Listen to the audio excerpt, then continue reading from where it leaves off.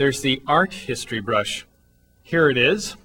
And, you can just paint with the art history brush. I'll just start by showing you how it kind of works the second you start using it. If you were to just select the art history brush and start brushing inside this image, it would do this.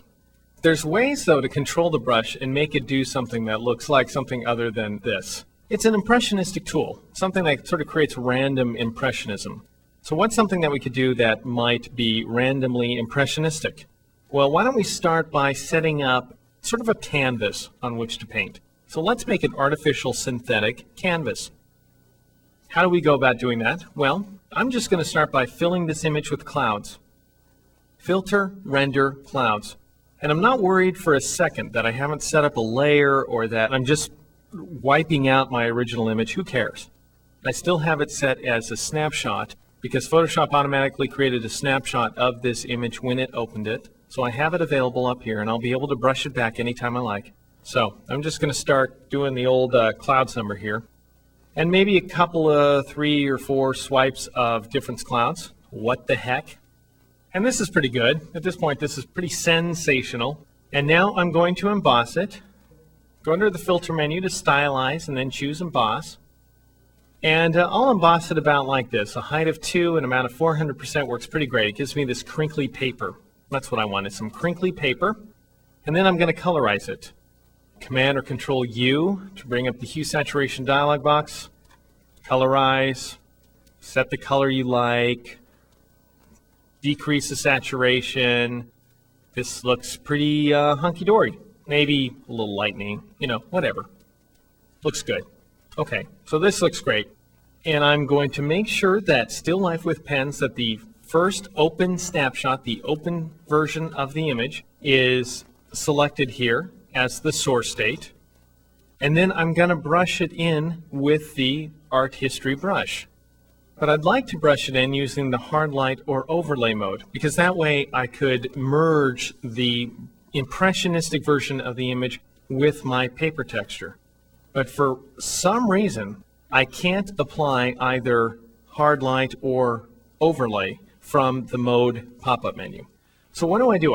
I do want to paint in with hard light. How could I accomplish that? Well, I'm going to create a new layer. I'm going to come down to the layer palette and click on the new layer icon. And I'm going to brush into this new layer. First, I'm going to set it to either hard light or overlay. Let's start with overlay. I think overlay actually might look better here. And I'm going to start brushing. So this is pretty nifty, the way that it merges in with the paper texture. But I think maybe we could do a little better than this. The problem is we got these big clunky brushes going. It's like big globs of paint, like we're finger painting it in or something. Something pretty bad, whatever it is, whatever analogy I draw, it's not a good one.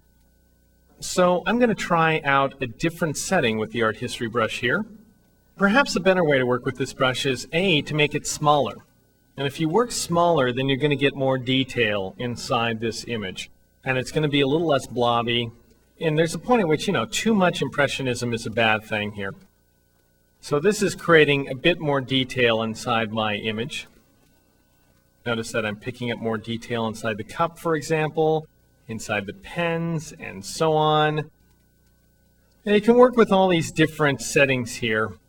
Tight, short, this is the style of art brush that's being applied, how the little frills of paint are being painted.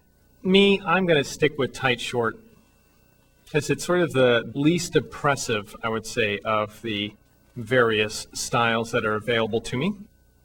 Me and Richard Simmons. Get it? Tight shorts? Get it? All right. And then another tip that I'd like to pass along. This is an authentic tip. No more goofing. Real tip here. I'm going to create another new layer on top of this one. And to bring back a little bit of detail inside my image, I'm going to fill in the source state. Shift Delete or Shift Backspace will bring up the Fill dialog box, and I can say Fill from History, 100% normal, fine, and click OK. And then I'll apply that maybe with a little bit of luminosity, maybe reduce the opacity a little bit by pressing the 5 key here, and there's the effect that I get. A picture of a mouse pad and a cup full of pens and a flower as painted by the ancients on a cave-dwelling wall.